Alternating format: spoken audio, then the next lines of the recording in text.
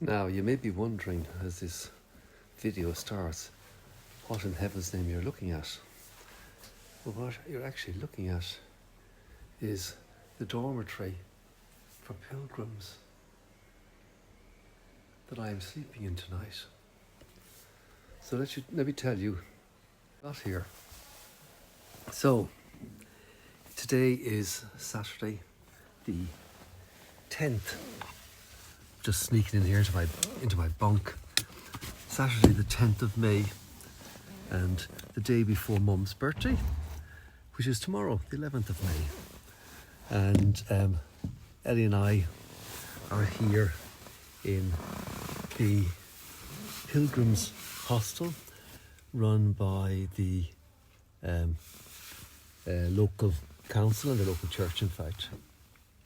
And I'm going to show you a little bit where we are, just first, to remind you all of this journey. So let me do a quick camera switch around and show you where we are and where we've come from.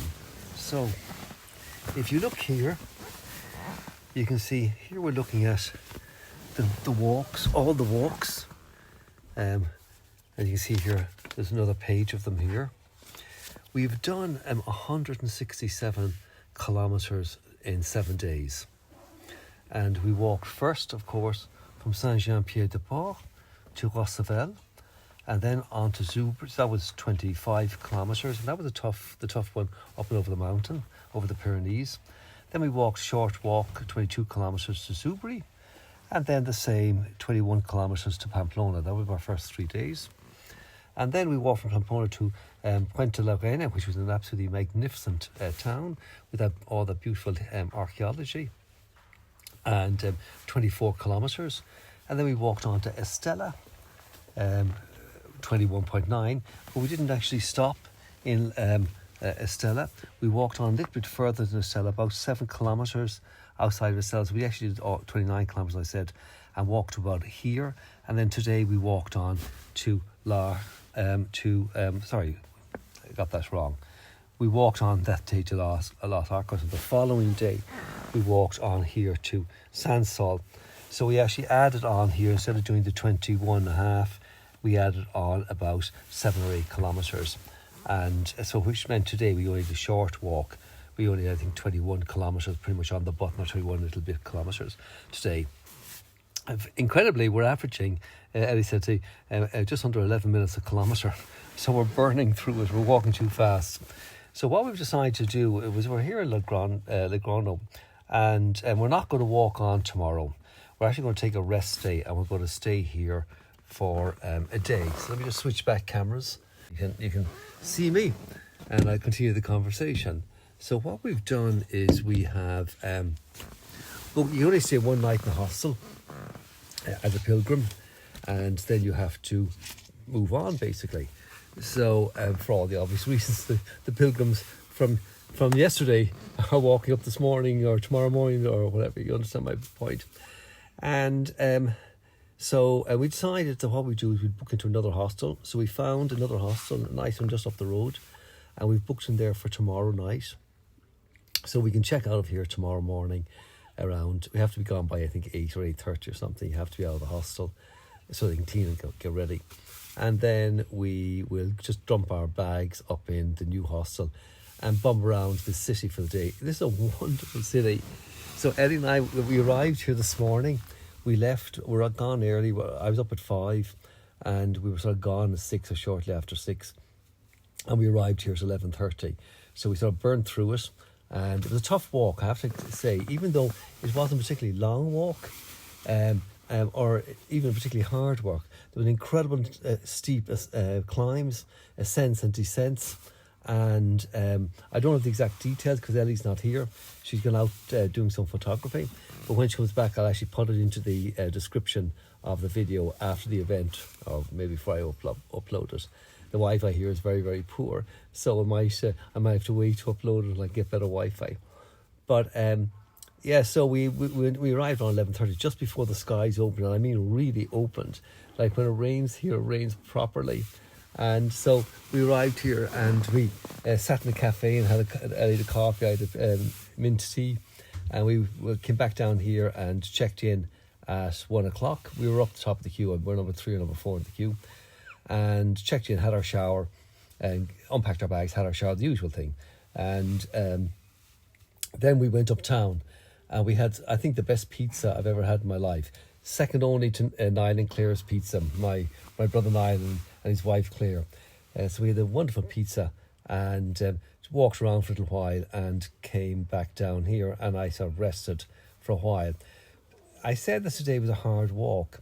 It was very, very steep, like seriously steep climbs and declines.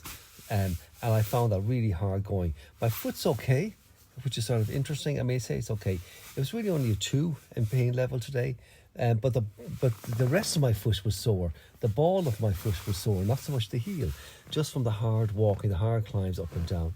So we decided we'd take tomorrow off. We've walked 7 days now straight, instead of 146 or 167 kilometres.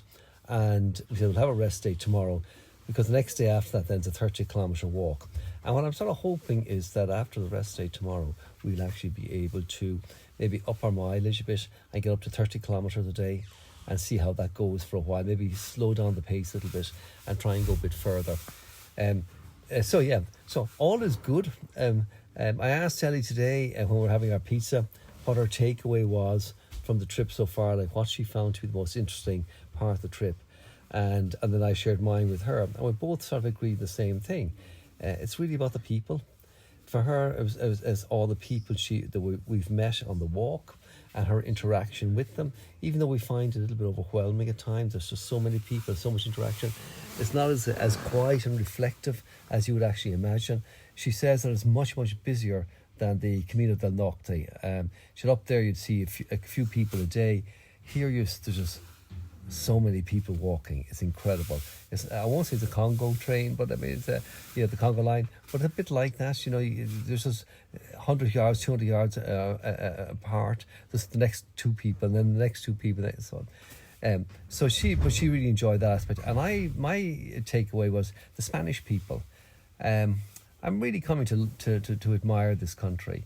I think there are wonderful, wonderful people. We talk about the friendly Irish, but the Spanish here are just so nice, so friendly and helpful. Everybody in the restaurants, in the shops, anywhere you go, makes no difference.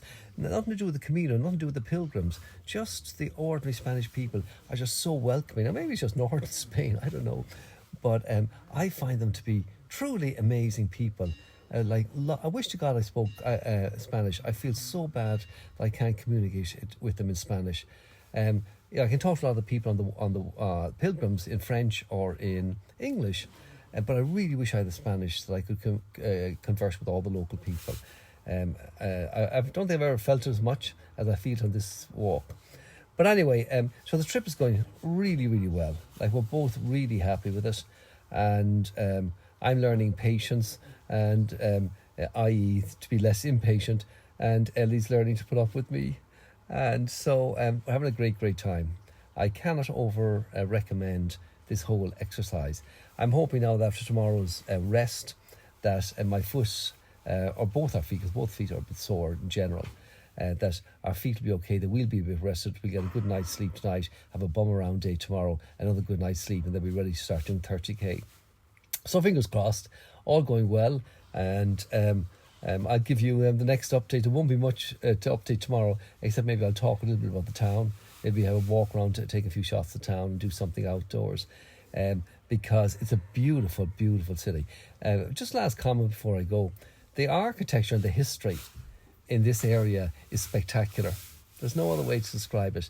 And the investment, we said this before, but the investment, I think Ellie said actually in one of the updates, the investment they make, the care they take of, the pride they have in, and so on, of their patrimoine is really incredible, really genuinely incredible. And there's a lot for us to learn from the Spanish. I'm quite convinced of it. They've got a lot of things right here. So that's sort of it. That's the update, and I'll talk to you again tomorrow. Cheers, guys. Bye-bye.